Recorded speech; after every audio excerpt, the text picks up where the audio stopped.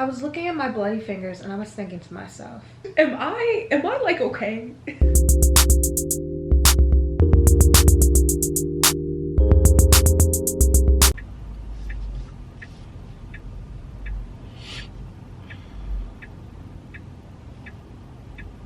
This is the face of someone who's been crying for the past 12 hours. I feel like I have no answers to anything. I've been slipping into these patterns that remind me of when I was extremely depressed. My laundry is piling up in my room, in my hamper. I've washed it, but it's now on the couch downstairs, just not being folded or put away. I have been crying every single day in some capacity. Work is harder and harder to do. It's hard to answer emails. Like, I feel all of the things. So I know where I'm at when it comes to those depressive episodes and feelings I'm feeling. Like, I'm in therapy and I've made so much progress, y'all. Like, I've made so much progress. So the hard thing is I see and identify all of these behaviors and I know exactly what I need to do to get out of them, but I'm in like the sulking state right now. And all of this happens as a result of just a lot of change. I feel like I'm going through so many growing pains right now, and I'm trying to like answer all these questions in my mind of like, is this person meant to be in my life? Like, is this endgame? You know?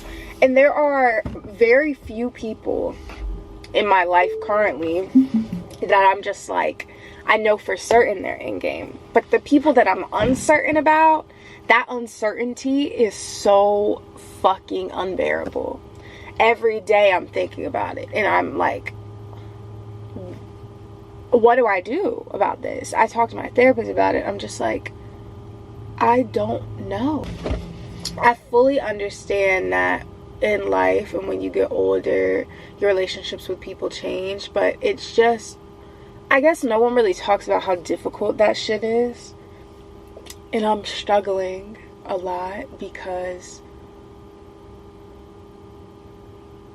I don't know what's next. Like, I'm struggling with, like, the cost of living just is so high. Everything costs money. Like, literally, just groceries for a week. Like, I eat like a fucking horse, so it's just, things are so expensive, and thinking about that. And then there are people who are homeless. There are people who literally can't eat. The people in Gaza are literally fucking starving. They are dying of starvation and they don't even have access to food. So it's like, I am in this constant spiral recently of where I'm like, I am so privileged. I have so much. Yet here I am feeling so conflicted and sad and just doomed. Like, my career, I'm just like, fuck, you know? I work a 9-to-5, but my passion is creating. My passion is literally documenting my life and storytelling, and I don't have that opportunity at my 9-to-5 job. Like, I just kind of have to go through the motions. These are struggles, but they're privileged ass struggles. Like, unemployment is so high. A lot of people don't have jobs, so it's like, I'm so grateful that I have a job, but I am so unhappy. And it's just, it's fucked because the society just makes us feel like you should be so grateful, and like, I should be grateful, and I am grateful, but I can't fight the feelings that I'm feeling. I'm sad. I feel like I've worked so hard in my craft in building my brand, and I know what I'm good at, but it just feels like that's not enough. Like, there's no, like, I'm not recognized for those things. And it's not like I do them to be recognized. I do them because I love them, but it would be great if I could see some success there. Like, I see people who just started this content shit and they're getting famous overnight. And it's like, I've been working on this, like, I've been working at this for 4+ years. I mean, some people have worked at it longer for sure. But I think right now, like, society just makes us feel like we are running out of time. I feel like I'm running out of time. I feel like there's not enough time for me to do everything I want to do. And I know I just have to, like, take that step to, you know, try and reach my goals. But everything seems so far away right now. And that's what I'm struggling with. Right now I'm sitting in the doctor parking lot because I have a follow-up for my fucking asthma, because I have chronic asthma. Like, what the fuck? And a lot of allergies, so I have a follow-up appointment for that, and I'm sitting in the parking lot and my appointment is in like 5 minutes, but I'm just like, I feel like I'm gonna go in there and start crying because I'm so overwhelmed. It took everything out of me to even get out of bed to go to this appointment. And then I'm gonna try and work from a coffee shop so I don't just lay in bed and cry. I'm really pushing through today. I'm trying to document this, and maybe it'll help me kind of get my feelings out. I think critically with everything, I feel like I really do. But I think I'm at a point where thinking critically isn't helping me, because there are no answers. I know there's not an answer to everything. My therapist is always like, sometimes you can't search for an answer, Kirsten. Girl, I know there's not always an answer, but I feel comfort in knowing that I am working towards something good, or I'm working towards something not so good. And I like to be able to differentiate between the two and make decisions based off of, is this going to get me closer to my goal, or is this going to take me further away from it? And the fact that I don't know right now, that scares the shit out of me. So I'm gonna go to my appointment now.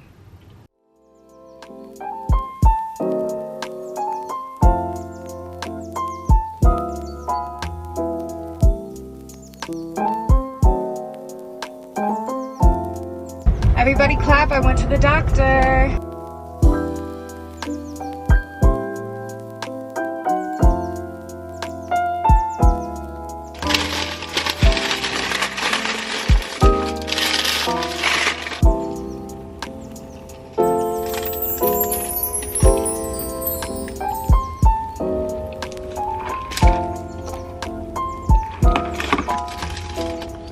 I'm literally doing everything I can right now to have some sense of normalcy and not be so chronically down bad. So I'm going to this place called Fluffy Dessert Cafe. I don't know. We're gonna see what it gives.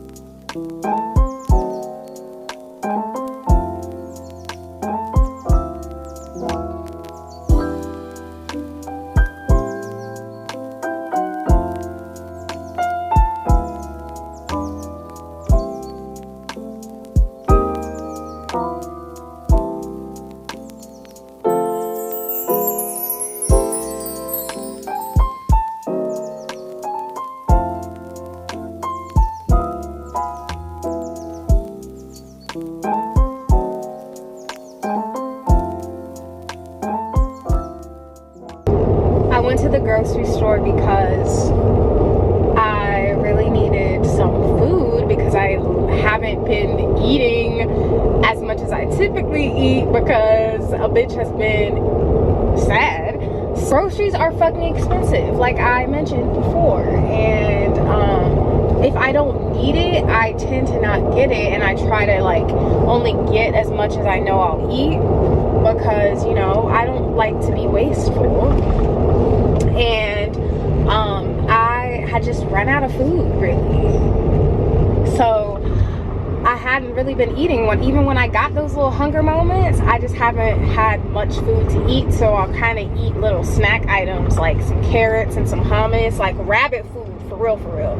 And that is just not going to sustain me when it comes to fueling my brain and fueling my body, because if I want to feel better, that I also have to take into account my physical health. Like, if you don't eat and you're sad, it's gonna make your mental even crazier because you literally won't have energy or fuel to think straight. So I got food, and I also got some supplements. So I recently got off birth control.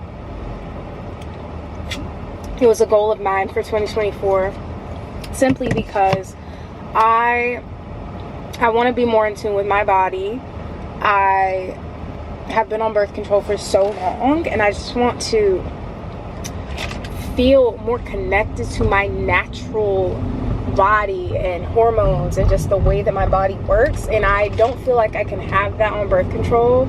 And I just want to get back to myself, you know, my natural state. I want to be back at that. Because my hormones are literally losing their minds right now, I'm trying to like get some supplements and stuff to help. So my mom suggested maca root. I bought it. You know, I don't know if it's gonna work. We'll see. So I got maca root, and then I also got some ashwagandha because the TikTok girls be saying, okay, can y'all just like chill on me, please? The TikTok girls have been saying ashwagandha really makes you chill. It makes you mellow as fuck. Not worry about it's all too much. It's, you know, a stress management situation, and I fucking need that really bad. So I got some ashwagandha, and I also got some cramp bark that my best friend suggested because my cramps have been terrible. Like, I am currently on my period, and it's terrible. Your periods after you get off birth control, fair warning, are absolute hell. You feel like you're dying in your uterus. Okay, so that's just a thing. I quite literally am just hanging on by a thread right now. So I am on the way to get my prescription, and then I'm gonna shower because I haven't showered all day. Like, that's how you know I'm down bad, because I don't not shower. Like, I know some people can like not shower for days if they don't have to. That is and has never been me. I will be depressed. Like, even when I was in my worst depression ever in my life, this bitch was getting up and showering. Like, at least twice a day. Well, at least once a day. But most of the time twice. Like, that would just be typical vibes for me. But no. Today I have not showered. I rolled out of bed and I went to the doctor, and I've been out ever since, and that's gross for me. For me. I'm not saying you're gross if you do it. It's your body and it's your choice. But for me, I feel like a fucking ogre right now, and that's nasty for me. That's just that shows me that I am sinking into an abyss of sadness and purposelessness. So when I get home, I'm showering and I'm finishing work because I've been working for the past 7 hours, and I'm gonna finish working.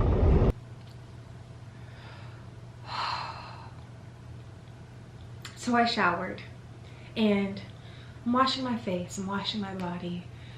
I'm feeling decent. I'm feeling better because I'm like, I finally can be clean. I can sit in my bed. I can finish working, and then I can sleep. I then see a nice stream of red just trickling into the drain.